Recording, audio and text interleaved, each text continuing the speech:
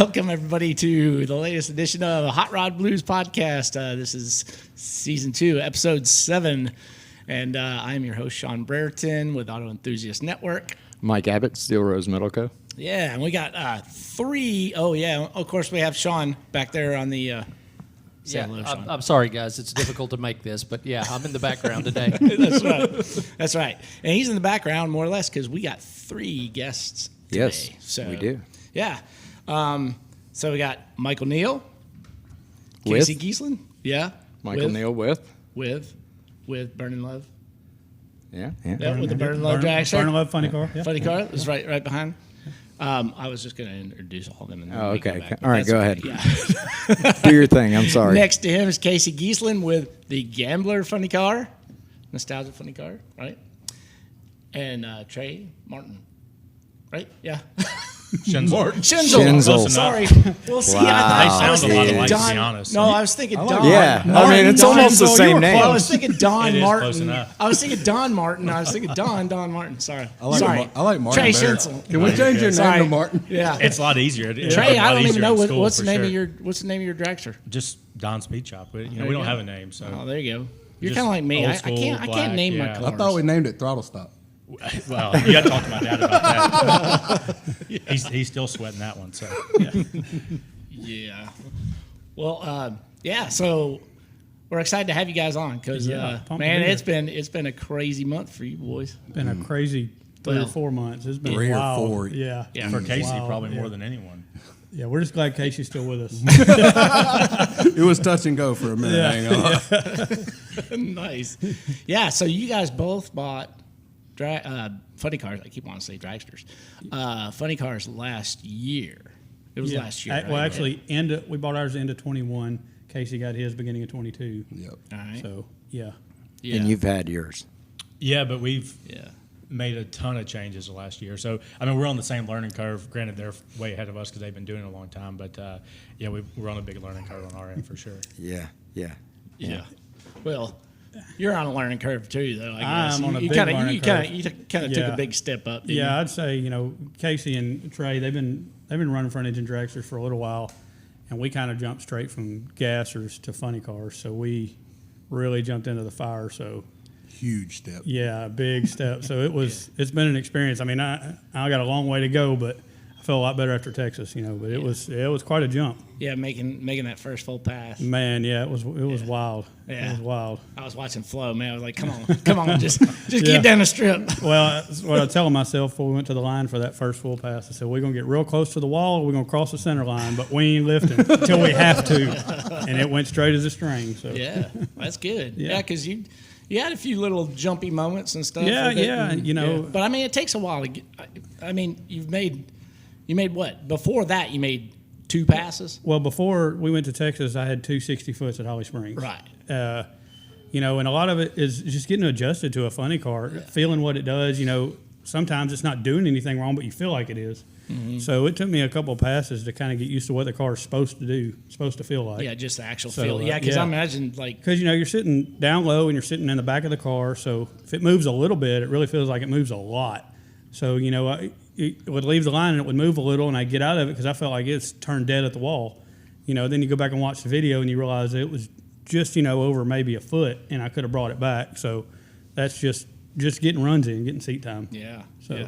Because you're sitting in a totally different position. And, Yeah, all the way at the back between the slicks. Of course, in your Anglia, you sat in the middle of that thing. Yeah, didn't you? sat in the middle. Of course, it wasn't near as fast, and I was sitting up higher, so I could see a little better. So I had a little more perspective of what was going on, and it was happening slower. Yeah. With the funny car, the first few times you let go of that button, you don't even know where you are. It's just a blur. What happened? Yeah. Yeah, it's got to take a while to get used to, because I think about that with George Poteet doing 450 miles an hour or Right. whatever on Bonneville. Like, what is the feeling like of going that kind of speed? Does he even feel that?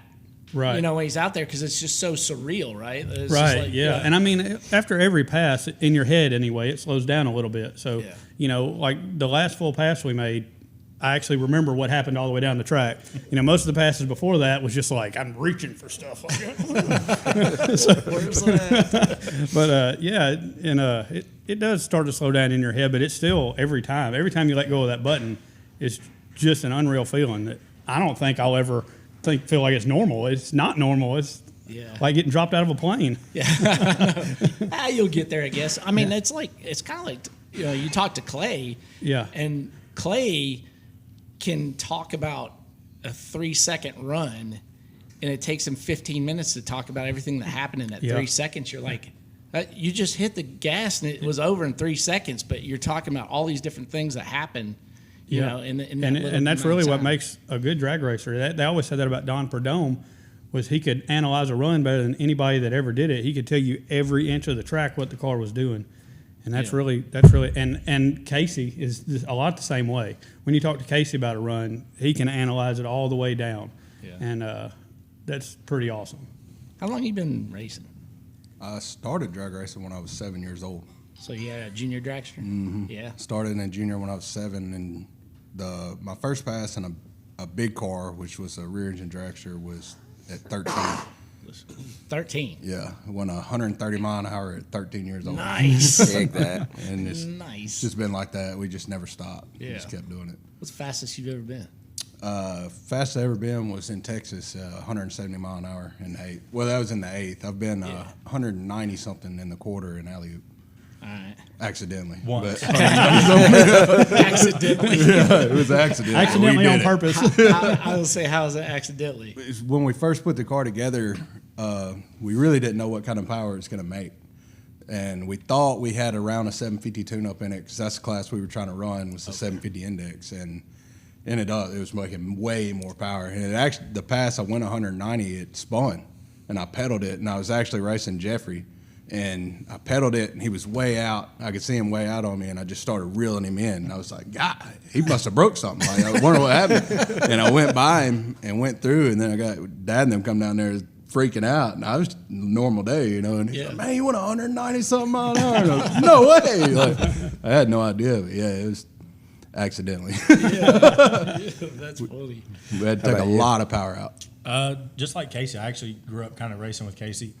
Started racing I started riding dirt bikes when I was 3 or 4, but junior dragster probably about 9 or 10, and raced that for a couple of years, kind of got out of it. And then I guess when I was in high school, we built a front engine car, and man, just started from there. And it's just been a slow, gradual step. And then, you know, thankfully Casey and Ronnie kind of took us under their wing a little bit, and now we got a car that's pretty damn fast, to be honest. Sorry, I don't know if I can cuss. No, Oh, you can say whatever you want. Let's talk about Trey real quick. When we got to Texas, Yeah.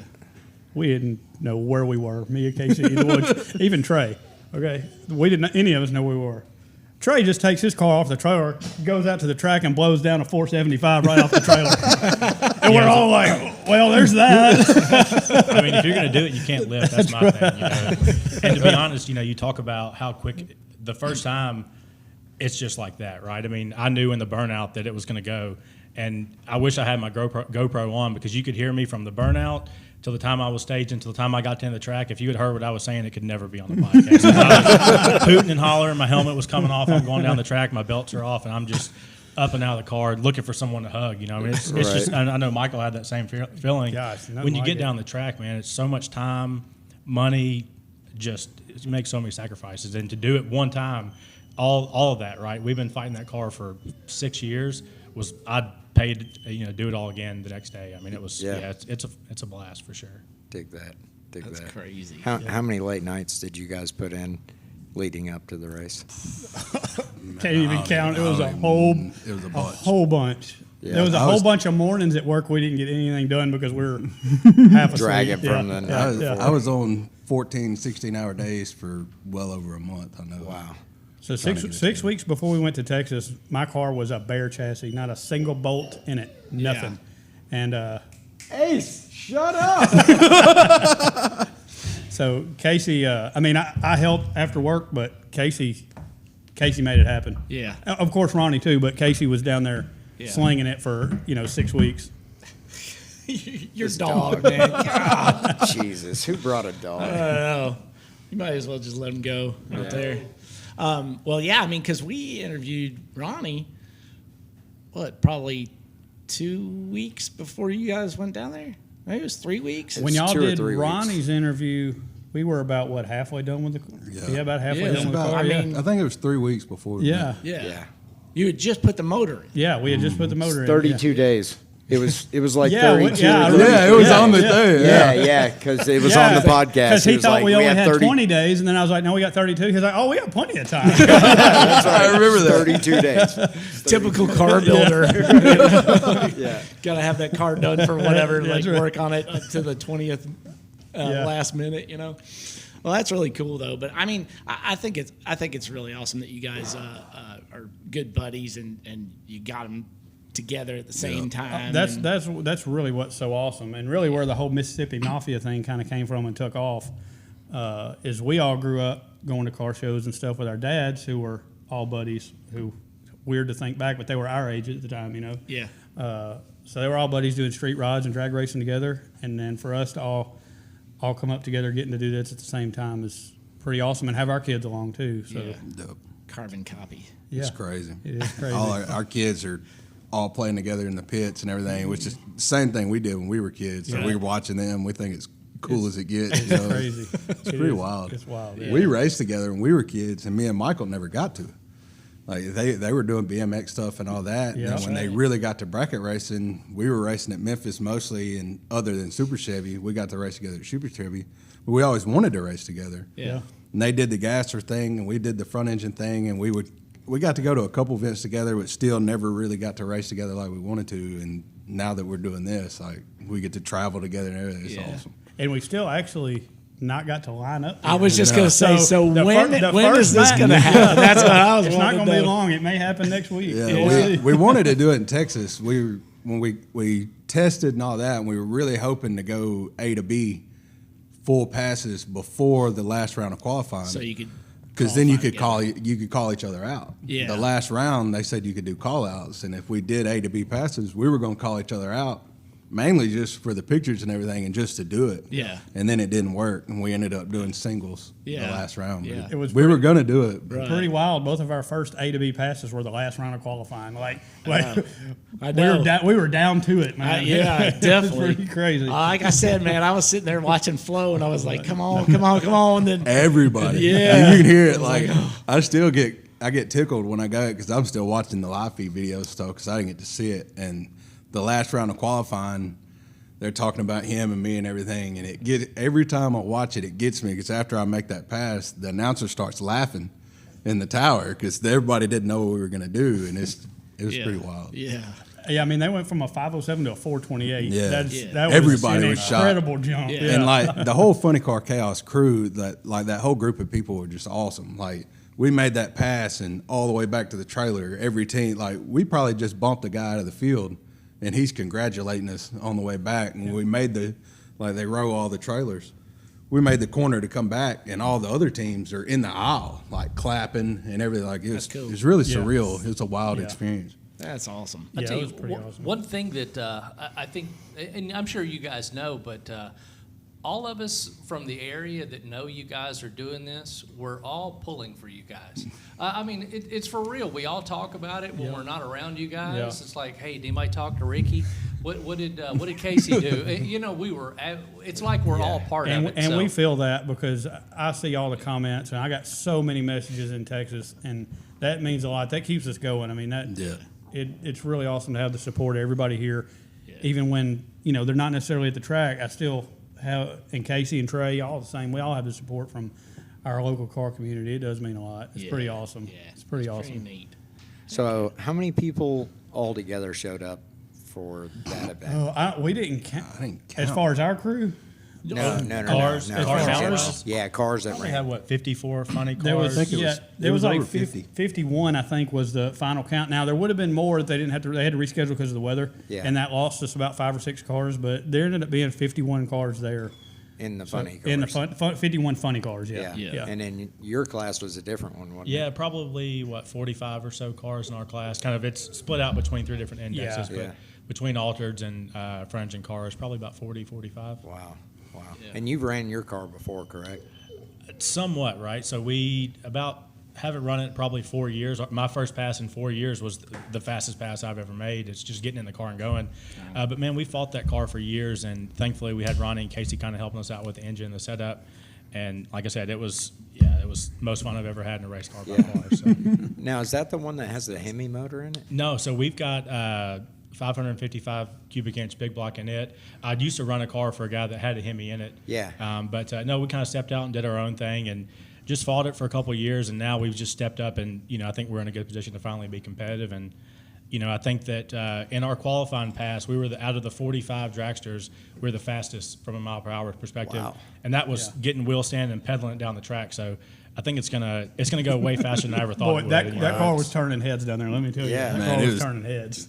Way up in and, the and turn the wheels. Yeah. So it's technically your first time out in that car. I mean, essentially, real. yeah. I mean, we had done testing. We've been to Bowling Green, but we just had fought converter issues. So it was the first time seeing what the car would really do, and it was fun. All three of you guys, first time going there and killing it. Yeah. That's Yeah, epic. yeah. I That's mean, awesome. It was I mean, fun. the weekend we couldn't have had it go any better than it Yeah. did. It was, Yeah. Was there anybody else out there that was first time? that you well, guys I know think of? I think Joey Haas. I think that was his first time out with that car. But Joey's a Top Fuel guy, so he's been Right. around Yeah, forever. he's So been around it it. wasn't like it was a new thing for him. They did have a new car, but yeah, I think we were pretty much the greenest guys there. I mean, no killed doubt it. about that. That's awesome. But I mean, we didn't win, but everybody knew the Mississippi Mafia was there. Right, I mean, yeah. Yeah. Dave Ratton, who's the announcer for Funny Car Chaos, he talked it up all weekend. Yeah. He pumped us up, so it was pretty cool. Yeah, it was pretty cool. Even I'm in a completely different class, but whenever I'm going up and you can hear, at least in the videos, they're talking about the other Mississippi guys, and same for them, right? So it's pretty cool to three guys coming from halfway across the country, essentially, right? And for me and my class, it was all Texas and just me, so it was kind Right. of cool to be a part of something a little bit different, a Yeah. little bit bigger. So Yeah. That's epic. That's That is awesome. And bum, bum, bum, breaking news. There is a fourth Mississippi Mafia driver coming real soon. yeah. It has been all over Facebook today. So Yeah. Jeffrey, See, I haven't even been on Facebook yeah, today. Jeffrey and Bucky went and got them a funny car, so they're going to be running with Chaos. So That's yeah, awesome. it's pretty awesome. By Pretty hell, awesome. The Byhalia boys. Yeah. Yeah. So are all of you guys going to Louisiana? So me and Casey are, but unfortunately, Trey's class is not running at Louisiana. So I know, Yeah, which is fine. It takes the sting out of it a little bit. it's easier on the wallet, right? Yeah. Not to try to hit it back to back. But like I said, I'll tell you what, if our class was running, and you could have caught me when I got out of the car the first time, I would have said we're in 100%. Right? We got back on late, I guess Sunday afternoon. I was like, all right, when are we doing it again? You know, Yeah. but I think we're going to go to Bowling Green at the, I guess newly named Nostalgia Nationals. They're kind of reinvigorating that, so we'll be there in June. I'm hopeful at least. So.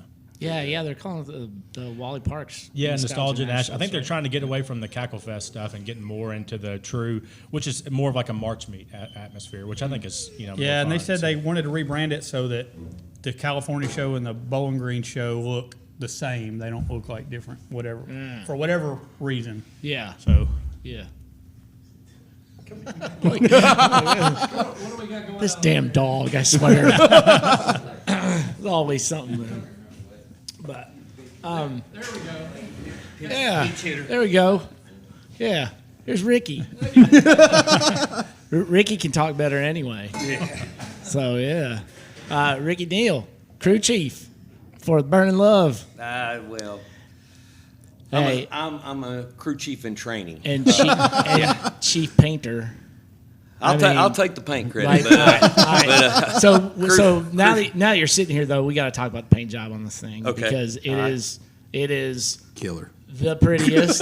Obviously, you guys got the. Where's the award? We should have the award. I here, man. think it's in the Like, trailer. Yeah. You got the award for the best appearing Best appearing funny car. car, Yeah. and Which it's was an honor because there was some Right. beautiful, Yeah. beautiful funny cars yeah, there. but there ain't nothing beating that car. I like This one?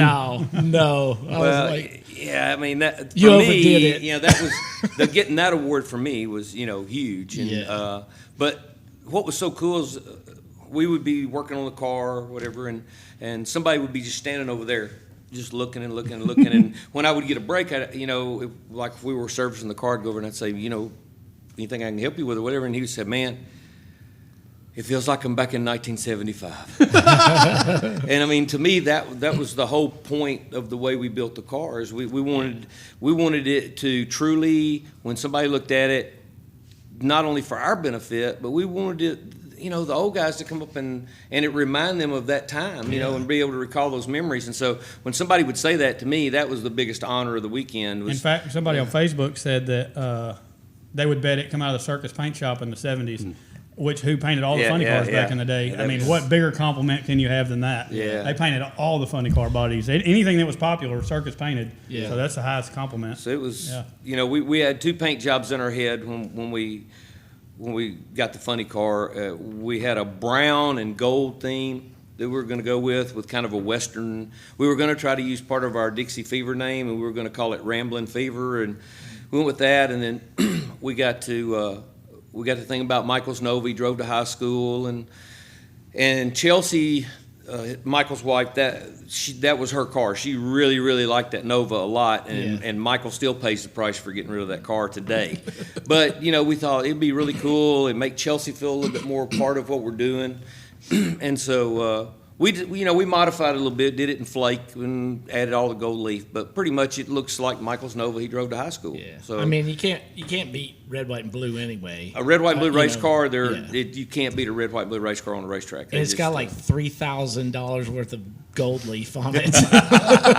We definitely poured the gold leaf through that one. Yeah, it's got the gold leaf on it. But yeah, that was my personal choice. I wanted an all paint car, and I told Michael, I said, you know, if we're going to do it, you know, I want it to bust it when it gets out there, man, under the lights, and man, it's tough under the lights, man. Yeah. And give credit to the company, our buddy Chuck, who owns Cheater Slick Culture. Him and Trent that had Speed Culture magazine, they hooked us up with this company Freak Flake, and they're more geared towards skateboards. And this flake that they use is actually made out of carbon fiber, and it's cut like a diamond. It's got like 12 edges per piece, where regular, you know, the flake we use is just flat. Yeah. And so it's a smaller flake, but it catches more light than one piece of the big flake. And so that's what, I mean, it doesn't have to have like in here, I mean, it doesn't have to have much light, and it lights up. Yeah. And so they kind of hooked us up with them. They said, yeah, how much flake do you need? What are you doing? We told them, they sent it to us. And it was everything. So they're hoping to maybe use us to kind of open themselves up into the automotive market a little bit. So yeah. Oddly enough, on Flow, it doesn't really show up that well, though. It was really dark. Like, Yeah. it seemed really dark. And the cameras at Texas are so far away because that track's so Yeah. big. When they get to the smaller tracks and cameras are closer, I think it'll show up better. But yeah, Texas, the camera's kind of far away, so you can't really. Yeah. But man, under the lights, dude, and Yeah. when Michael rolled through the burnout, dude, it was lighting up, man. Yeah. It was Oh, I bet it's incredible. Yeah. But yeah, the coolest part was just people that saw it and just said, "Hey, man, it's 1975," or you know. We had one guy, I think he'd come by there 12 times over the weekend, man. He would come by about every 30 minutes, and he would go, "That's the coolest car on the whole freaking property." And you know, then he would come back by and he would say something else, and of course he friend requested me on Facebook, you know, and Yeah. but yeah, that was the purpose of, I don't know, those Donnie, Ronnie, same way. I mean, those were the way cars looked when we grew up. When I went, Oh yeah, that's what I remember. the you know? first funny cars I saw at Lakeland or anything, that's what they looked Yeah. like, and that's what I wanted to recall. And so, yeah, it's been a great experience. But just you doing did it. some little custom touches to it too, with the reverse lights. They were talking about that Yeah. on Flow and stuff too. Yeah, we reverse got, lights on it, and that was kind of and a- they look. I mean, like the headlights look real. That Yeah. it's Well, crazy. that was kind of a collaboration. Ronnie and I got to talking, and the car before we got it, they had already cut the taillight openings out, and so they just had plexiglass in there. And I said, you know, man, they already cut. I said, it'd be cool if we had working taillights. And I said, hey, I can make that happen. You know, if you build. So I built these little boxes and put LEDs in them, and then Ronnie wired them in to the trans brake button that Michael hits when he goes in reverse. So it's got reverse lights, tag lights, and we just, you know, it's just, when we get headlights, let's take this thing Right. down to Sonic. So for me, the reverse lights are the coolest part. When he starts to back up and the reverse lights come on to me, that's really cool for me. Yeah, that's something you ain't gonna see in a. I wanted to do the marker lights in the front bumper. There you go. Yeah. We were already like, it was like 2 Yeah. weeks before we got to go. I was like, man, we can make those marker lights work. Ricky's like, we got to stop. We got to stop somewhere. Yeah. So Well, heck, the marker lights look like they're on. Yeah, the way they're airbrushed and the stuff, way- yeah. I thought they were real on there. This car had a crowd around it all weekend long. Like you'd have to walk around people trying to work on it. So it was a super huge crowd favorite. Yeah, and didn't you gauge how many times you hit the doing the swirls on the yeah, I forget how many now, man. But it was almost 6 hours worth of just turning. of just sitting there, Just turning. machine turning it. Yeah, just turning. It was.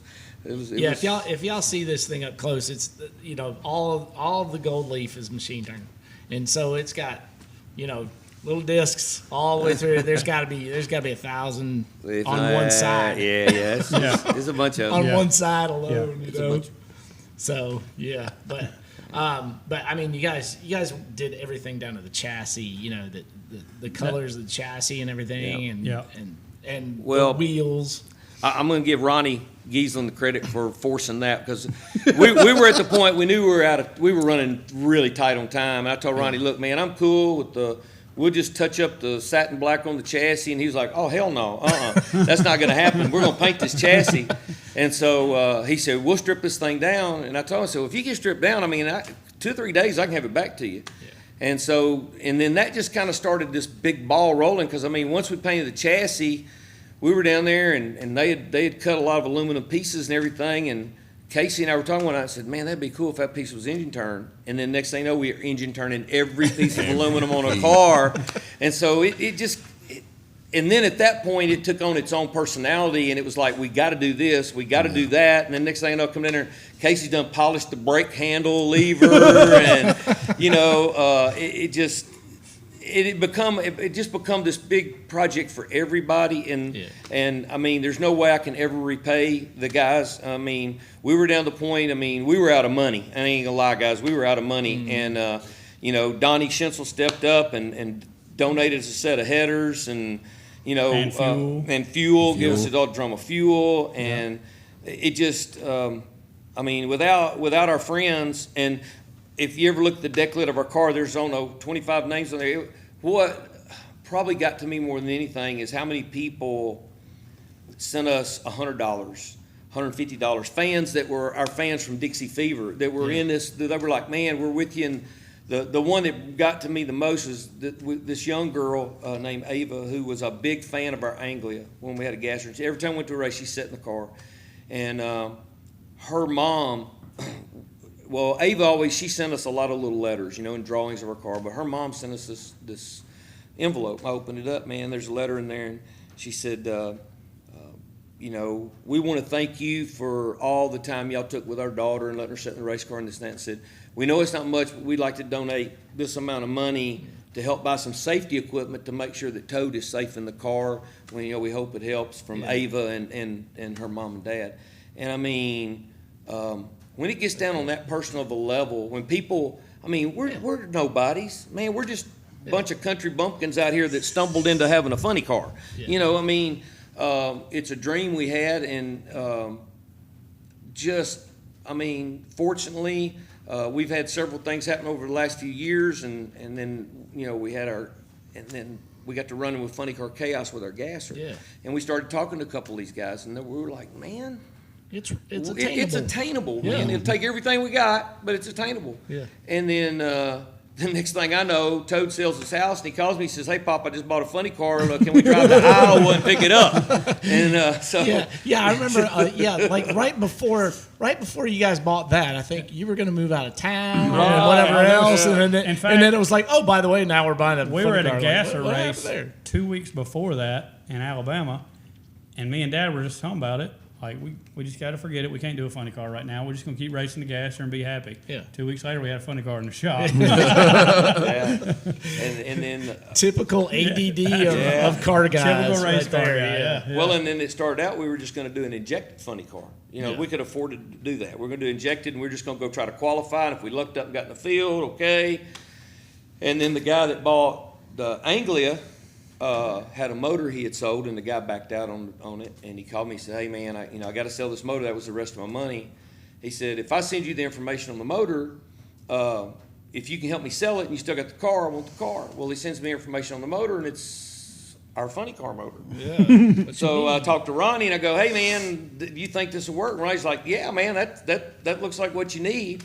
And so Ronnie helps me figure out what I should allow for trade, and we call back and make a deal with the guy. And so the next thing you know, we're all of a sudden we're from injected to a blown funny car, and then that takes on a whole new thing. And so once that ball starts rolling, I mean, in my head, I had this number, and I thought, man, I'm covered. We're good. We got all this, got the money off the race car. We're going to reinvest all You that. always have, I got a little bit saved here. Yeah, I I was got a little bit gonna say, saved We there. didn't just You pass know that that you have number. to We double. blew that number's doors off. We flew by that number so fast, man. It was unreal.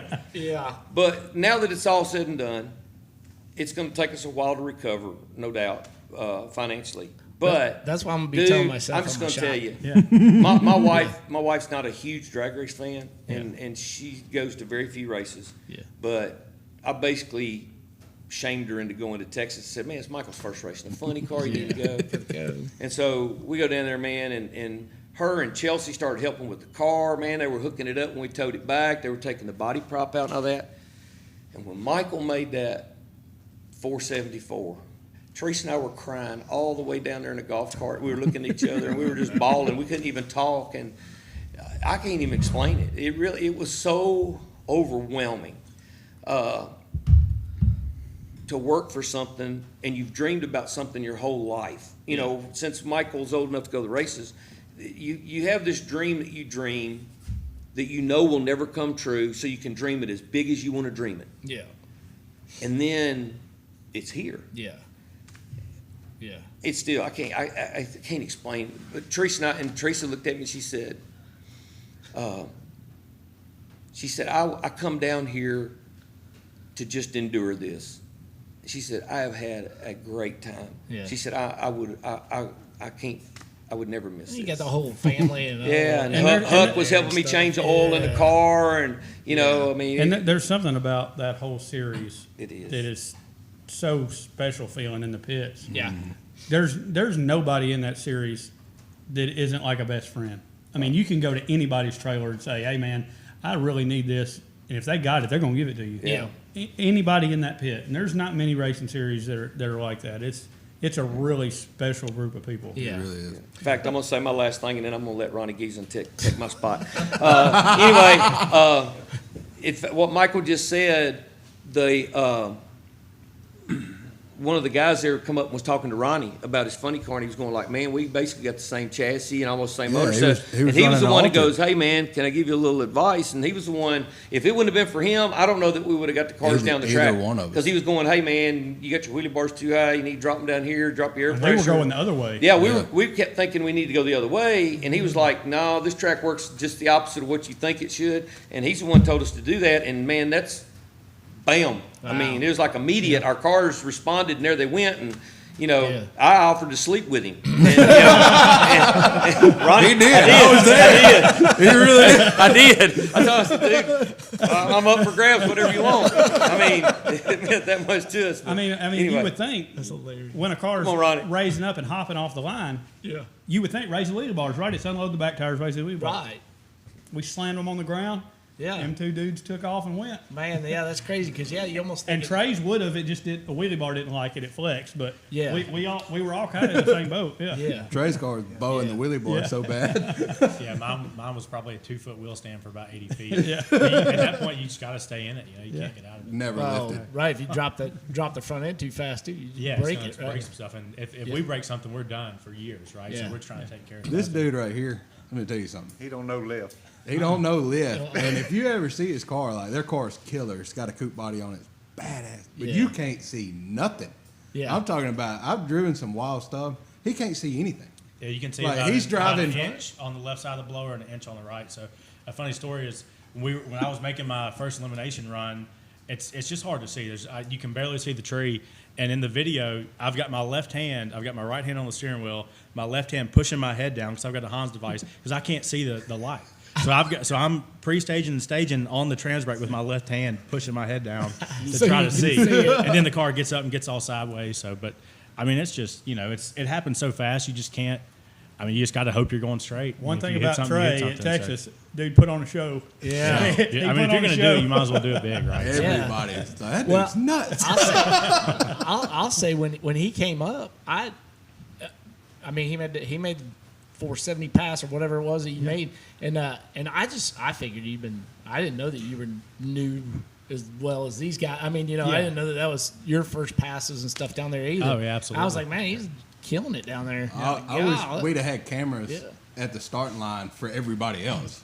Because his dad lost his yeah, mind. It made it to 60 feet, and Don lost it on the starting line. I was like, he ain't even made it down there yet. Like, he's losing it. And that's everybody. If you could have seen me at the end of the track, it was the same, right? It was I couldn't get somebody quick enough. And the first thing, obviously, it's like for us, it's a big family thing, right? Same as these guys. Yeah. And I'm very fortunate that my dad does 95% of the work because I'm full-time job, right, and in a not automotive industry, so I don't have the time. Got 2 young kids, and every day I'm calling him. He doesn't get up till about noon, so I'm calling him at 10:30, 11. Hey, what are you doing? We got a list a mile long, and I'll tell you, we've been doing this a long time, and slower, just getting faster and faster. And to do it, when I got to end the track, I mean, it was. I'm sure these guys had the same experience. It was just overwhelmingly emotional, right? I mean, it was. Yeah. I was crying, and I mean, I couldn't get to him quick enough, so we had to Rip and Natalie were helping us on the crew, and then obviously Ronnie and Casey were there. And without these guys tuning the car, I mean, we struggled with that car for so long, and to do it and to be the fastest mile per hour car in our class, like I said, all the time, money, sacrifices everywhere else, it was just completely worth it. And I was telling him when we got back, I said, I would do it 10 times again today, right? All the money, all the sacrifice and everything else. It was just, I mean, you can't explain going from 0 to 155 miles an hour in 4 seconds is just insane, Yeah. right? Yeah. I mean, it's just, it happened so fast. How did you end up in the class?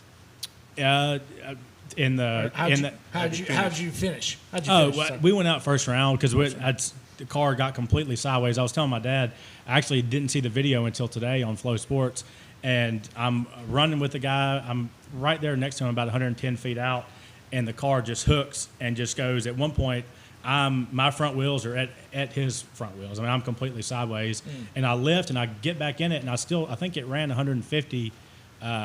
So I think he got me by. I think I ran a 480. He ran a 472. Wow. So I was close. Yeah. But I mean, that car I think will go way faster than what we need it to go. Yeah. And thanks to Ronnie, like I said, when I got out of the car, I told my dad, I said, he is a effing genius because we fought that car for so long, and he kept telling us, same as what he did for these guys, right? He's helps us out. He won't take a ton of money, and he just, hey, this is what you need. And for me, it was one thing led to another. What turned out to be, we're going to just go through the motor, turned out to essentially we had the same block and crank, and that was it.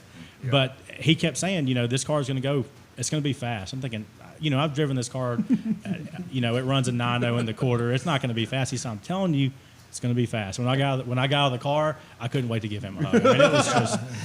I was telling him their car is a little shorter than ours and way lighter than Alley Oop is.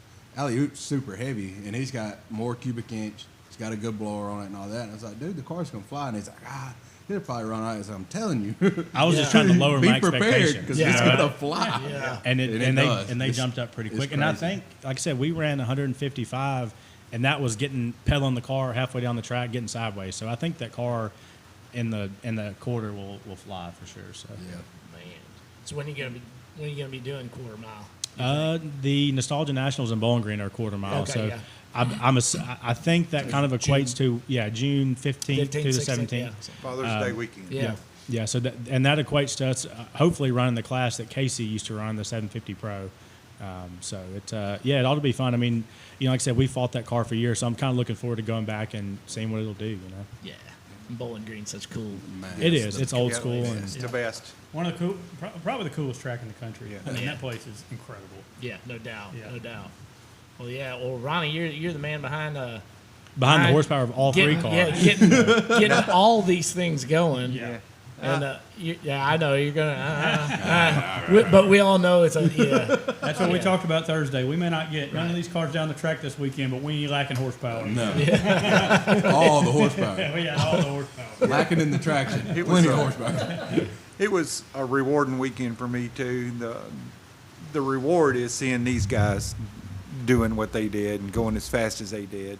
Going from not make it down the track, especially Casey and Michael. Of course, this guy right here. This guy's a whole nother. But these two, you know, we started out annihilating the tires on our car the first hit. Michael was bouncing up and down, and going from that to Michael getting 470 and we go 428. We actually got to the semifinals, which was unheard of. We had no idea we would even qualify.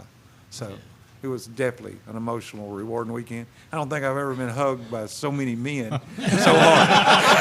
But hey, he enjoyed all of them. Yeah, I really like Donnie, so He is a good hugger. I'm gonna get him to show my wife how to do that. Everybody cried. Yeah, we always all crying. I haven't seen anybody cry that much since Yeah. we've been there. It was Yeah. crazy. Yeah, Casey won first round, and I think I don't know what all I did, but It's funny. I've got a video, and I need to send it to you, Ronnie. I made I a was gonna point ask you about to that. only video Ronnie because I know for me, my favorite part of the whole thing is seeing my dad's reaction. Right. So I wanted to. I've got a video I need to send to these guys of Ronnie when Casey won first round, and there's no way he can jump that high again on $1 million bet. His hands are He going ain't nuts. walked right since. And then you see my dad, who's doing the exact same thing for when Casey's going, right? We're Yeah. just excited to see Casey go. And Michael, Yeah. when Michael made that first pass, I think my dad and I couldn't get to Ricky quick enough yelling, hooting, Yeah. hollering. Yeah. And same for these guys. So, I mean, it's just so cool to see these cars go was, so fast. That was the only thing about watching on Flow was like, they were like, oh, 474 pass or Yeah, whatever. I And know, like, yeah. and I was like, no, I wanted to see what I was, wanted to you know, see- like yeah, everybody I else. wanted to 'Cause see, I knew yeah. that you guys had to be, Man, everybody had to be if I jumping hadn't around. been buckled stuff, in, I'd you have know. jumped out of the Oh, the car, they man. were talking about it on the thing. When if you watch it, when I come up, Yeah. the announcer's talking about everybody cheering for Michael. Yeah. And we're Yeah. hoping we get a 4-2, but the Right. people I was actually behind Michael, and I could see like barely because I was already in the car because I had to run right behind Yeah. him, and I could just barely see him. And I was mainly listening, and I heard it leave, and he didn't pedal it, and I said, "It's going." It's going. And then I heard the 1-2 shift, and I was like, "Oh yeah, it's going for real." And it went through, and I heard what they're saying stuff, and the people in the staging lanes probably thought I was crazy because I was in the car jumping up and down. And yelling, too. They were like, "What's wrong with that guy?" Like, Yeah. But yeah, it was wild. it was noticed how the excitement we had for all them guys. Yeah, we had a lot of people comment about it. People that we had never met come Yeah. up comment about how awesome it was to see all of our excitement. Yeah. So it was pretty awesome. So now though that you've got the event under your belt, first event under your belt. Now all your Facebook posts need to not be talking about how green you are. Oh no! Now you I need feel to like- start. You know, I you feel can't like- be talking about that anymore. I feel like you I know? got a long way to go before I'm out of the green. Yeah. We all do. But We got a lot of learning to do, all of us. But here's the deal, though. The one thing that you failed to talk about is that the smartness, you have the racing brain, right? Like, I mean, you're not going to drive the car. You're not going to put Right. anybody in trouble.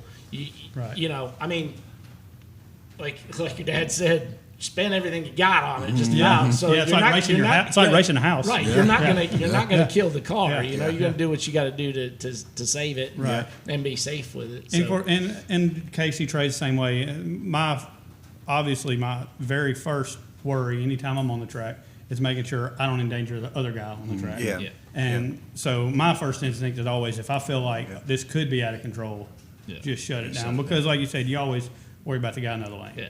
So you live to race another day. And in our qualifying passes, we were running singles, and that was Right. because we were requesting that, just to be sure that our car go A to B and not hurt anybody else until we got at least 3 qualifying rounds. And we Yeah. figured if we could qualify, we could pull up next to somebody. So until then, we was running singles. Yeah. My first pass next to another car was first round. Right. Like I'd never made a pass Right. next to another one. Right. And you could see, like I watching it in the live feed, I saw it through the windshield, but I don't know if anybody else did. Our car takes a second to start, and we didn't think to tell anybody. Like, look, let us fire first because it takes a second. So yeah. when they would start, they're already doing a burnout. We're still trying to get ours started. So when it does, and the race director guy is telling them close the gap up, you know. Yeah. So then I'm rushing. Yeah. So like, Oh, yeah. crap. Man, I don't know how y'all do it. Like, cause I don't race that much. I've been down the track a few times, right? Even when I raced quite a bit on the street and all that kind of stuff, like I was always so nervous. Like my clutch foot would be shaking real bad. You know, I'm like, I don't know how you get in there and like. and not just be so, you're just so amped up. I will that say, your adrenaline. Texas was the first time I've ever been nervous in a race car. Me and Casey both we didn't talk much before we made them first few runs. Yeah. Yeah. I wasn't nervous at all. He was bringing them party pulleys over for the blower. He's like, oh, let's go ahead and change the pulleys. Let's put another one on it. Well, you've run a lot. Yeah. Though, right? I mean, have you raced pretty much all your life? Yeah, pretty much all Casey's life at least. I did it earlier on when I was a teenager and then got away from it and got into street rods and then got back into it when Casey was just a kid. We've been doing it ever since. Yeah. I want your Roadster. I still want to Yeah. put that in. I want to put some headlights on it, and I want to drive it on the street. Yeah, it's got headlights on it. Yeah. He put headlights Yeah, on I, it. put after it, the- I got it home, put headlights on Good to it. go, man. Yeah, but it's, I don't drive anything that fast anymore. I leave that up to Casey. I really get all my enjoyment from watching these young guys do what they do. Yeah. And if I can have a part in that, that's all I really need now. He plays a big part in that. Don't let him fool you. He's very humble, but the three of us never would have made it down the track in 4 seconds without him for sure. So Yeah. at least I know I would. You did it. You did it. I'm just dumb enough to put my foot on the gas. You're the smart guy behind it. Blindfolded. I don't know if it's dumb or what it is. I ain't figured you out yet. And not only the mechanical tuning part of it, but just the little words of advice. Like, I don't know if Don realizes how much it meant to me. The first full pass we made, he come over and stuck his head under the car and just did that. Yeah. And I knew what that meant. Like, we got it. Yeah. We got it. And that just gives you that confidence that, Yeah. okay, it's going to be all right. I got it. Yeah. It's going to be good. And so just the little tidbits of advice, because I feel like I don't know what I'm doing. And to just have somebody come over and say, hey, you're not doing anything stupid. You're all right. Just go.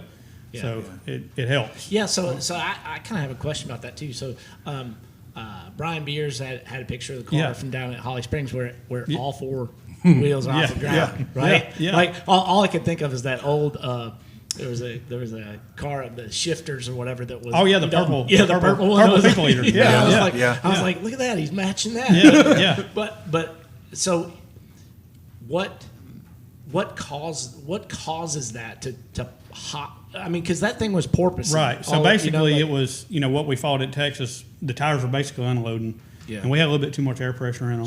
So you're spinning. Basically, they're then- not really spinning. They're just rotating and Okay, yeah, just catching. catching and hopping. Okay. Yeah. So, So it's pretty much pushing the Right. weight on the front. Right. So it's right. doing a little. Yeah. Okay. Right.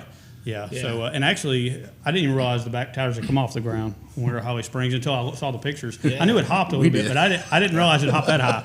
So, Yeah, I mean, like, when I saw the Facebook video, Yeah. I was like, oh man, that thing is hopping around like crazy. It looked like it had no suspension in Right. it. And we you didn't know? have any weight in the front end at the time. Yeah. We Yeah. quickly learned that we needed some weight. So, Yeah. Oh yeah, because that front end had come up quick. it was coming up quick. That's it, the rear tires coming off is a counter reaction to the front end coming off the ground. It lifted and he lifted, and then the tires straightened back out, which bounced the tires Yeah. off the ground. Okay. Yeah. And they're So- violent. Like Yeah. it's Yeah. all the passes hit both of us really. When you can hear them, they're just so violent, and we were trying to ease into them, to try to get some kind of power down. They don't like that. and they don't like it. That the 507 pass that I made in qualifying, it spun, and I lifted and just decked it like Yep. as hard as I Yeah. could, and it Yep. took it. Yep. And I was like, okay. And that's what I told him. I was like, Yeah. whatever you do, if you get off of it, Yeah. just stab it, and Yeah. they'll Yeah. take Yeah. it. See, 'cause but you can't ease on it. Right, because that Won't take that it. was one of the things I was thinking of as I was like, why don't you just go A to B, just ease into it, There is whatever. no You easing. can't ease The into it. way the chassis are made and everything, like you have to pretty much just smack them. Like Yeah. they And then- you can't ease off the starting line, all Yeah. that. They got to wad the tire up and Trey go. knew that. He should have told you. Yeah. He knew. I just don't know any better. Nobody smacked one harder than he did. He was gone. And then, of course, with a funny car, there really ain't a whole lot to adjust. You got tire pressure, wheelie bars, Weight. launch RPM, weight, timing. That's about it. Yeah. So that's really all you're playing with. But you wouldn't think it'd be that hard, but you got to get that combination just right. Yeah. And, That's very touchy, huh? Oh, yeah. Yeah. That's crazy. And that's chaos is crazy because everybody's set up. You don't know what you're going to see. You know, there's twin turbo cars out there. They've run jet cars in Eliminations with Chaos, nitro cars, alcohol cars. So there's so many different combinations, but everybody's so willing to help that everybody tries to get you where you need to be. Everybody wants to see you go down the track, even if you're going to bump them out of the field, just like Casey did. Yeah. Well, then, a blown alcohol tune-up, too, is not designed to have mid-range. It's one thing, wide open. Wide open. Yeah. Yeah. Yeah. Man, that's crazy. That's nuts. All right, so the next one is Louisiana That's right. at what track? State Capitol Raceway, In Baton Rouge. Baton Rouge. Yep. Yep. So where the NHRA held the Cajun Nationals forever. They, of course, I guess it's been 20, 25 years since they did that, but yep. So that's where we'll be. It's gonna be a good show. They got 26 funny cars pre-entered, so it'll be a big test because it's not like Texas. You're not going to a track with all the hook in the world, and you know it's a nice facility, but it's not going to have the hook like Texas. It's going to be an equalizer. Really, be a good thing for us probably. Because the nitro cars aren't going to have an advantage. The high dollar top alcohol cars aren't going to have an advantage. It's going to be a good equalizer, so it'll be an interesting It's a weekend. driver's track. It's a driver's track for sure. Last year it was. I've been going back through all week watching last year's race there, and it's definitely a driver's It's track. like football, watching the films. Yeah. Sizing everybody up. You know, and I want to see the main thing I want to see when I go back and watch stuff. I want to see the turnoff road. Yeah. I want to see the burnout box, how everybody's staging. I want to get that in my head before we get there. It makes me feel better. Yeah. Just- Well, I mean, I do don't the feel like same I'm with- going in blind. I do the same thing with road racing. Yeah. You better watch a bunch of YouTube That's videos, right. figure out where the corners That's are right. and stuff. You know. We do it everywhere we go. Like we make a point. We actually did it together, and you went with your dad. Like I'd raced at Texas before, and I knew where their turnoff stuff were, but I still go every time. Even Bowling Green, I go look at the turnoffs and everything. And me and Michael went together. Yeah. And I want to talk to, if there's a rescue guy down there, I want to talk to him. We did. See who's down there. Yeah. And at Texas, I Get knew to the be guy. buddies. I knew the guy really well that was the head of the safety crew, so that made me feel better. Yeah. Because you don't want a guy that's going to be, half asleep smoking a cigarette the whole time you're running. You want the guy that's on top of it. So. See, I went down to the end of the track to get myself prepared, do all that. And by the time I got to the end of the track after my first pass, my helmet was off. I stopped on the track. They were, you just completely lose train of thought because it happened so quick. My belts are off. I'm halfway out of the car and I'm still on the track. So I mean, it's all that prep I did because I did the same thing, right? And it's just all went out the window the first time because I just couldn't get out of that car quick enough to get to somebody. So. Which they did change the turnoff from when we run there before. They had the short turnoff open, and this one is gated shut Yeah, they this gated it year. So shut. you had to go all the way. Yeah. Yeah. So, yeah. Is it normally a quarter-mile track? Or is I mean, they run a bunch of 8th mile tracks, 8th mile events down there, but yeah, they do a lot of quarter mile stuff too. Okay, I didn't know It's that. I mean, that's a huge facility. It's bigger than Memphis. Yeah, because I thought It's a it's big an facility. NHRA Oh yeah, track, yeah, right? yeah. It's They a have quarter they have a mile national event every year. Okay, And that's the- what I thought. The shutdown is forever long. Yeah.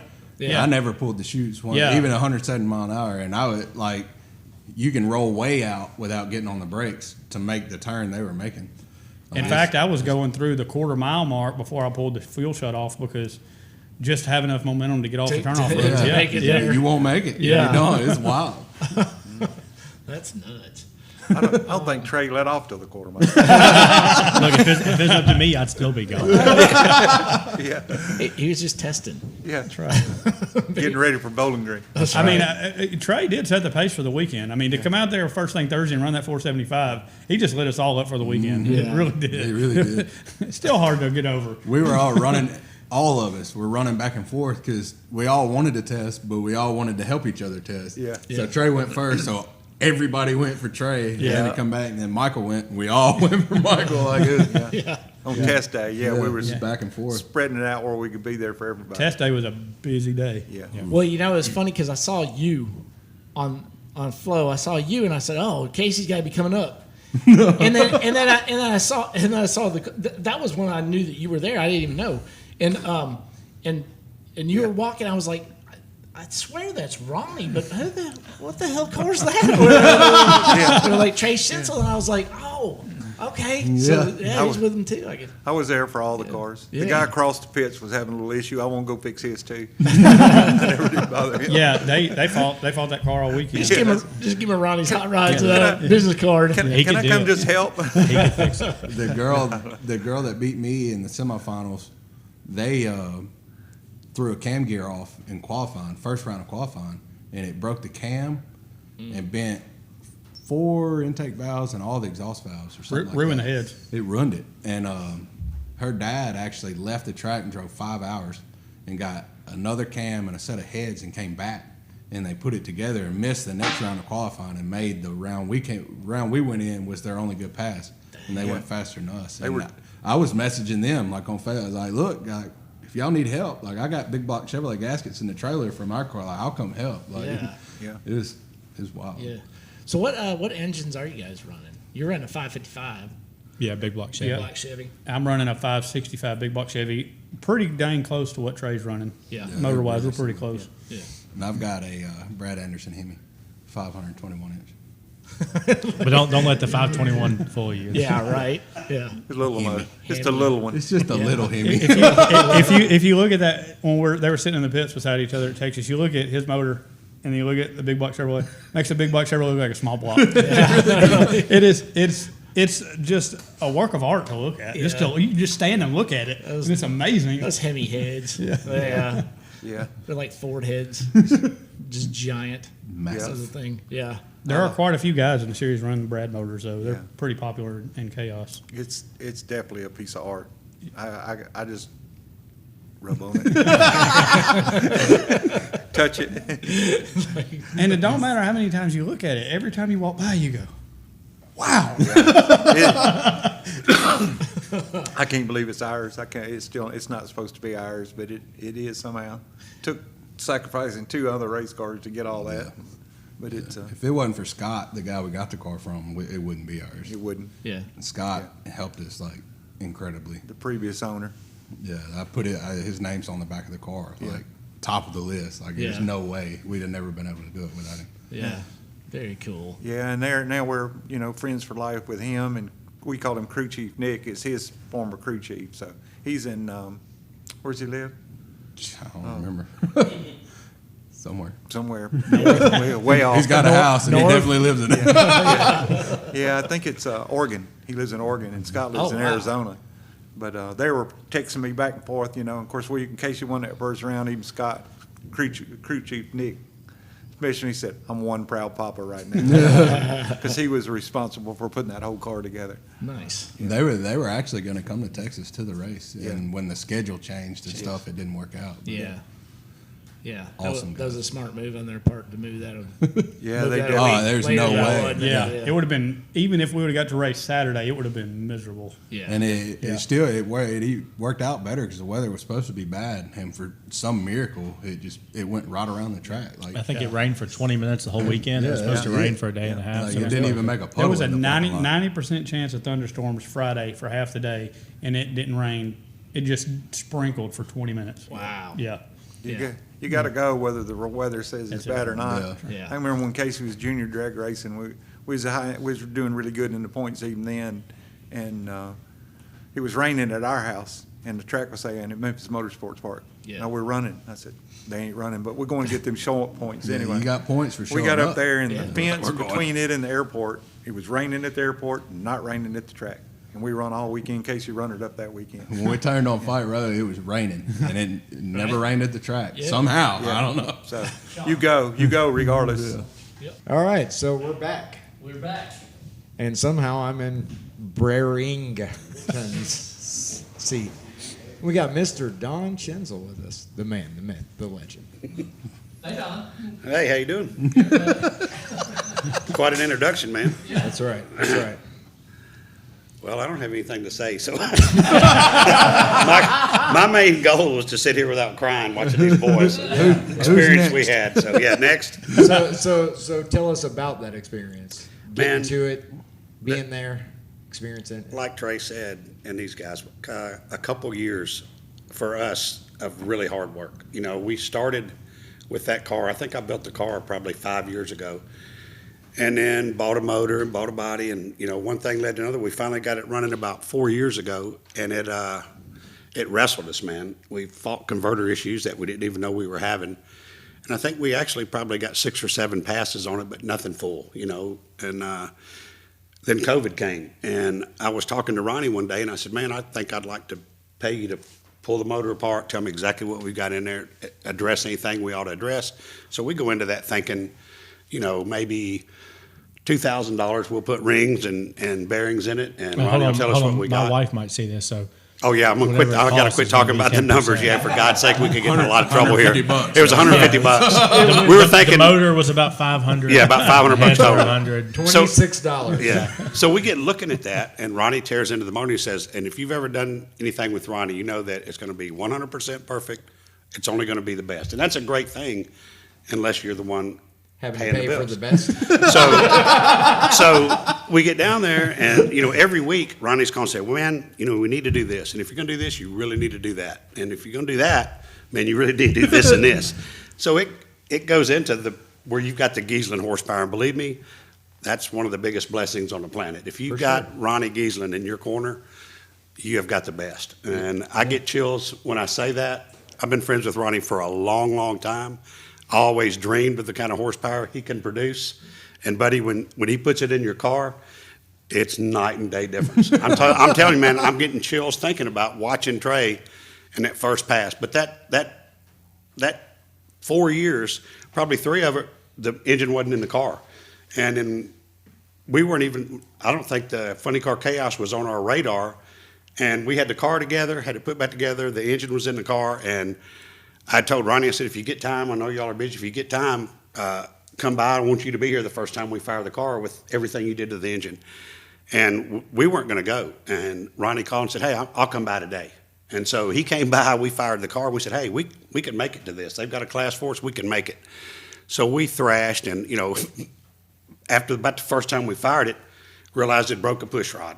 And this is just sitting in the shop, so it broke a push rod, bent 2 push rods. So I pulled the whole top of the motor off. I think I'm missing an inch of the push rod, so I pulled the bottom off. And Ronnie said, I called Ronnie. He said, let me call Comp. So he calls Comp. We didn't have thick enough wall push rods. So we get that addressed, get those in. I think they're $40? So we get those in, and we yeah, that's for Megan. So we get those in there, and we fire it up. And Ronnie's walking around feeling the motor, and it had a little vibration.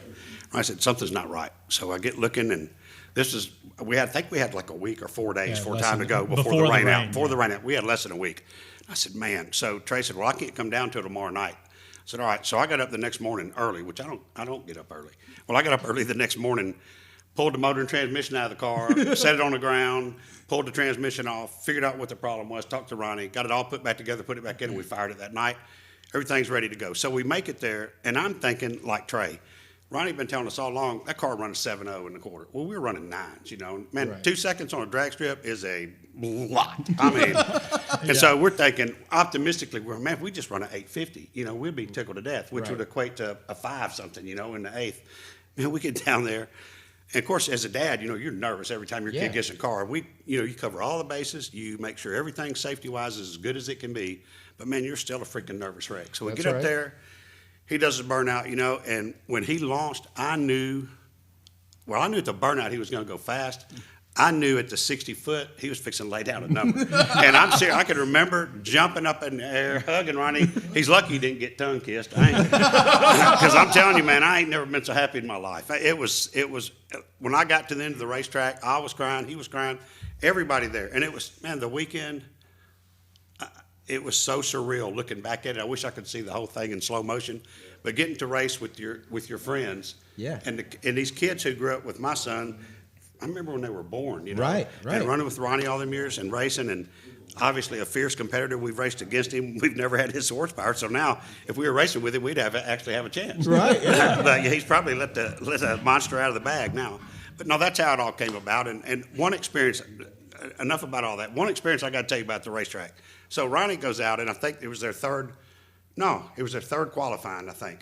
And they go out and come back in, and he realized he was just going to do service, and he pulls it out, pulls the valve covers off, and there's some broke parts of the spring all in Oh, that was after first round. First round, okay. Yeah. So first round, he goes out, pulls the valve cover just for routine maintenance, and there's big pieces of broken spring in the valve cover.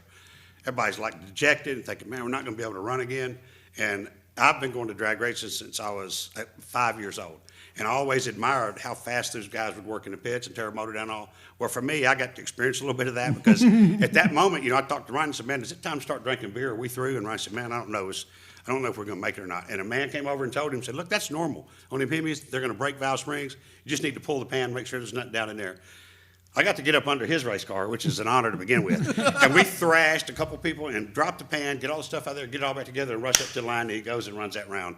And I felt like I was working with John Force. It was probably one of the coolest freaking things I've ever done in my life. But so much praise to these guys. Man, the friendships I've developed over the years, and God, I've been friends with these guys as long as I can remember. And now our kids are doing it, and you just know, you get that feeling inside, this is going to go on for a long time to come. And I'm so proud to be a part of it.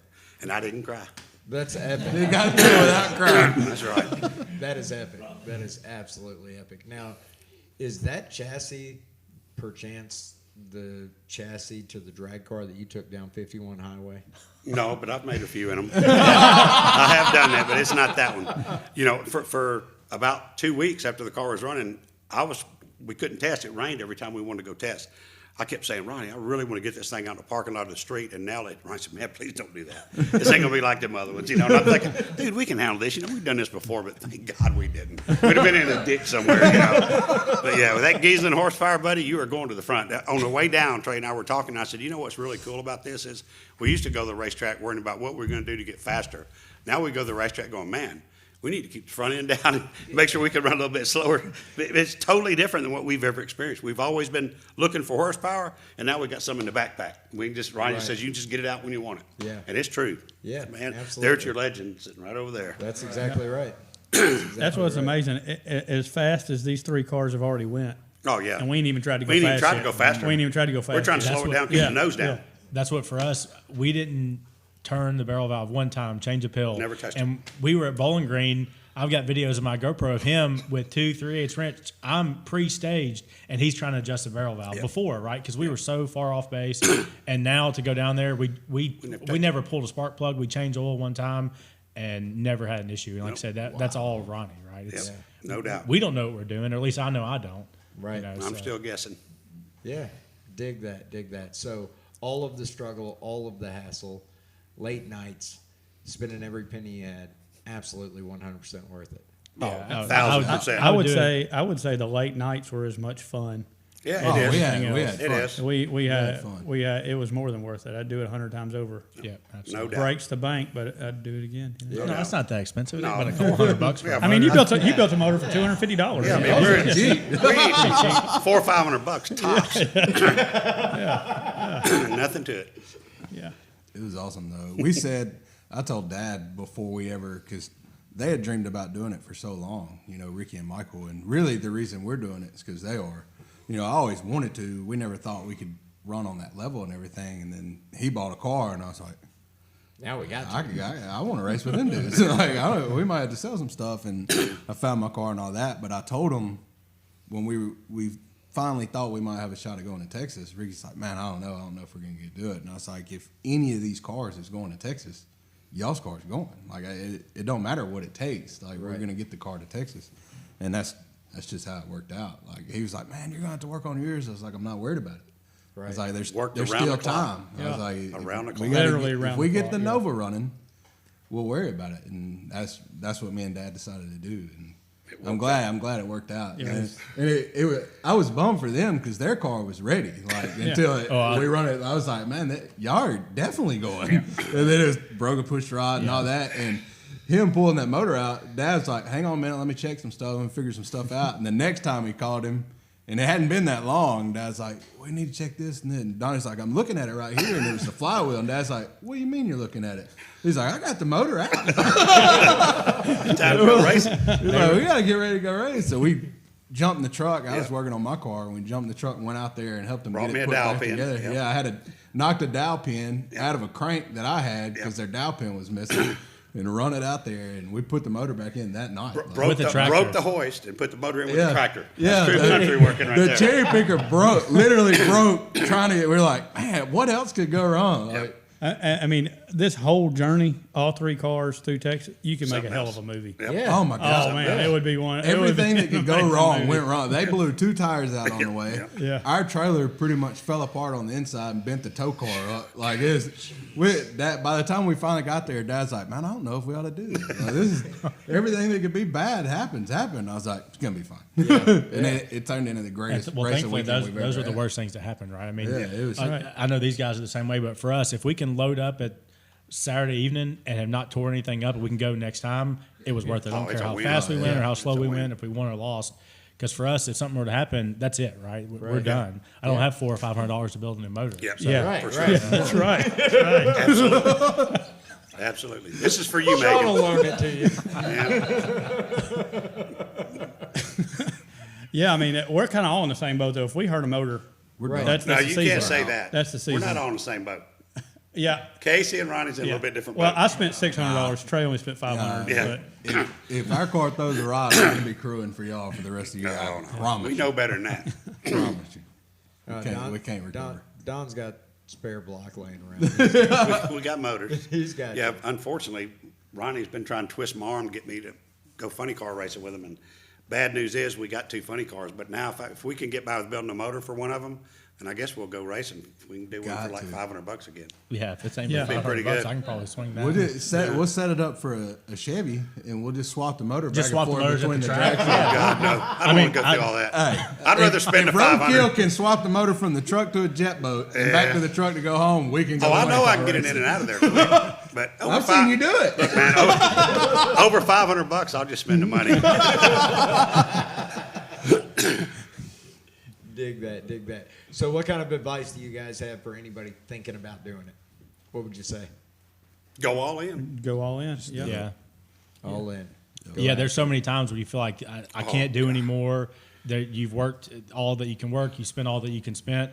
But once you hit that point, it's well, you can't stop. But you're just going to sit here and have something like this sitting there and not getting run. So it's just, but it's always the faster you want to go, it's more. But I mean, it's worth it. It's like for us, I know that they're the same way. It's a family thing, right? Like I would spend everything that I've spent and more to do that again with him. I've got a son who's going to get into it. I'm hope. And it's just the money it really doesn't matter. Not that we have any, but it doesn't matter because you can always make more. And it's right. about memories. And like I said, getting to the end of the track, making that pass, seeing these guys make their pass, seeing their reactions with their dad, what my dad and I went through, it was just it didn't even matter what it cost at the end of the day. So it's just if you're passionate about it, just do it. Just if you don't have the means, just figure it out. You know, Yeah, and start I mean, if small you're a and- young guy, I mean, me and Casey, Trey, we did have advantages because of who our dads were. Right. Helped us get going. But there are a lot of kids out there that can do this that may not have those advantages. Get hooked up with somebody, go to the track, make friends with somebody, crew on a car. Right. Whatever you got to do, there's opportunities. The help's And out there. It's Yeah. not easy. You got to work for it. We'll help but anybody. there's opportunities. We would help anybody that Yeah. And could, heartbeat. that's trying to get into it. Right. Yeah. We would help anybody there. Like Yeah. I was trying to go work on a big block, and I'd never met them people. The Right. first time I met her was talking to her through the door glass of my car after she beat me. Like we'd never met. Like, Right. But I would have worked on that motor to Right. get them in the field. Like it's That's Part of it. epic. That's epic. Yeah. It seems like all of the stuff that you guys went through and all the setbacks and the time constraints and the money frustrations only made it better Oh, yeah. I think it did. in the end. Oh, yeah. think it It did. wouldn't have been near as exciting if it was easy. Yeah, if Yeah. somebody If you just could just handed you a race car, it would be Yeah. a totally Yeah. different deal. Yeah. Right. But when you've held every bolt in your hand and every washer and turned Yeah. every screw, time and time again, like before he goes up every round, I'm the guy walking around touching every bolt Right. and everything on it because you want to make sure everything is right. Yeah. And when you've done that, the satisfaction. Hey, anybody can go out and buy a 5-second race car. Ain't Yeah. no problem. There's a Right. bunch of them out there. But when you do like we did and you do everything yourself, dude, no better reward. And when you look at No that better car and you reward. know that's your life savings, like Right. Yeah. everything. I've got more than that in savings. $500 ain't that much. Just for the record. He has 750. He's got 750 in Yeah, his savings. that's lifetime. I just got a lot of stuff. Yeah, that's right. Stuff. That's right. Dang it, Trey. What do you guys want to end on? I mean, I just want to thank everybody in the Memphis community for supporting us. I mean, we got so much support from everybody Yeah. in the Memphis area. People I ain't heard from in a long time. Right. Texting me, send me messages. Yeah. I mean, that means a lot. Yeah, it really does. Yeah, we were all watching Yeah. and sharing and hearing them talk about the Mississippi guys basically setting the precedents for everything. They were like, Yeah. "Oh yeah, those Mississippi guys are down in the pits. Yeah. They are having the time of their life." And that's what I'm talking And about. I mean, there's so many people that helped us get here sponsor wise. Cheater Slick Culture, Rod and Style TV, Gnarly Magazine. They donated shirts, and they were doing a deal with them to do shirts through them. So that's a big deal. Driven Racing Oil Comp Cams. Driven Dig all that. big time. Yeah, Driven Racing Oil. Give us oil for we had to buy oil for the weekend. That was a big deal for That's us. awesome. Bo Van Gogh, Hot Rod Art, who did all of our artwork and Yeah. knocked it out of the park. So, I mean, Freak Flake donated the Metal Flake to paint the car. Super So, Alky Digger helps us out a ton. So, Alky Digger, thank them. Yeah, there's big been time. so many people. Like I said, for us, J&J High Performance have helped us a ton. Ricky and Brenda Ransom. Super cool. The stuff that these guys do for us that Yeah. are doing it so small time, we're trying to nickel and dime everything that we can. And Philip Vickery helping to come in and welding on the car for free, and Chris Snell painting the car for us. And these people won't take money, right? It's the Right. same with Ronnie. If I could never afford to pay what that would have cost for all the Absolutely work not. that he did on our car, right, on our motor, and the times that he come and would call, and I know he got tired of seeing my dad and I pull into his lot, 3 or 4 days a week, right? Because we're just we're questions, and we having issues, and so many people have helped us, and it's like I said, without those people, they think it may not mean much, but it means a world, right? Because we're doing everything we can just to get to the track. Yeah. So every little bit, every part, every sponsor donation, whatever you want to call it, it just helps so much. That's awesome. Yeah, so before we bail out of here, I'm a big fan of sayings. This guy said that, and to me, this kind of reminds me of the old saying. If you want to go fast, go alone. If you want to go far, go together. Yeah. Absolutely. Amen. Yeah. Amen. This wouldn't have been for sure. wouldn't have been near as much fun by ourselves. Yeah. Not at all. Absolutely. What do you guys got to end on? Do we need to call anybody else up here? I just Melissa, wanna- you want to Melissa, come up you wanna- here? You yeah. can hop on in here. Melissa and the dog are the only two left. I think Ace ran away. You got one more thing, Dad? Hop on over here and at it. I want you to take us out, though. At the end of it, you say, "This is Ricky Neal, Possum Killer Garage, and this has been Hot Rod Blues." Before that though, hang on, I want to say one thing. Melissa and Michael's wife and everything, like Cooked, fed us. They made they Everything. got we got fat over the if you weekend. look at you look at the pictures like from the lanes and everything, they were basically in the car with Yeah. us trying to help us get the Yeah. gear on and everything. Like it's And Melissa 100%. cooked the best sausage I've ever had in my and entire shrimp, life. and shrimp. we didn't have to worry about nothing when Nope, it come to that. they took And care of us. They did. Like it's a big deal. Like, Yeah. Yep. For me, the one thing I just want to throw here at the end, every year we have the Rodders dinner, and we go to that. And Michael's been going to it, Chelsea. Casey, all these guys, and Trey, since they were 10, 12 years old. Then we take them. But anyway, there's one or two men every year at the Rodders dinner, and they always come up and they grab me and they put their arm around my neck, and they go, "You're the luckiest man in this room." And the first time it was said to me, I go, "What do you mean?" He said, "Every man in here wishes that they could do what you're doing with your son." He said, "I've got boys that I would give them any car they wanted. I'd build them any race car they wanted, and my boys would rather be on the golf course." And he said, if you don't realize how lucky you are, I'm trying to tell you how lucky you are. And I do realize that. And I think Ronnie, Donnie, same way. Absolutely. I mean, to do it with our sons, second generation, I think probably going to have third generations coming up.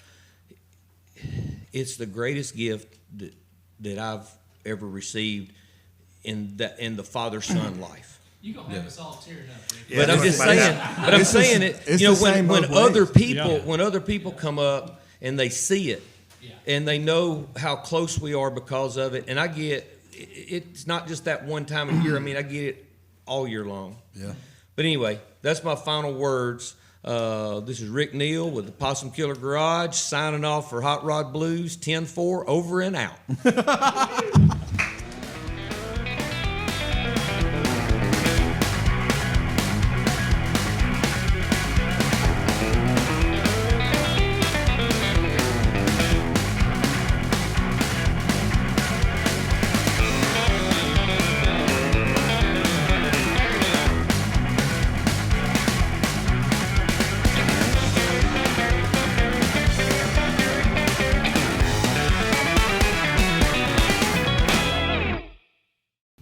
right, y'all ready? Yeah. Here we go. Ready. Episode 7, Season 2, Episode 7. Welcome, everybody, to the latest edition of Hot Rod Blues Podcast. I am Sean Brereton. With me is... Who are you Oh, with? yeah. No, never mind. Don't you All right, have I'll a do that company? again. We'll start that again. You're Yeah, we'll here. start- I'll do yours. we'll start that I'm again. Sean Brereton with Auto Enthusiast Network. There's no G in my name. Brereton. Yeah, we're starting No, we're not starting over. Yeah, we're starting over. All right, here we go.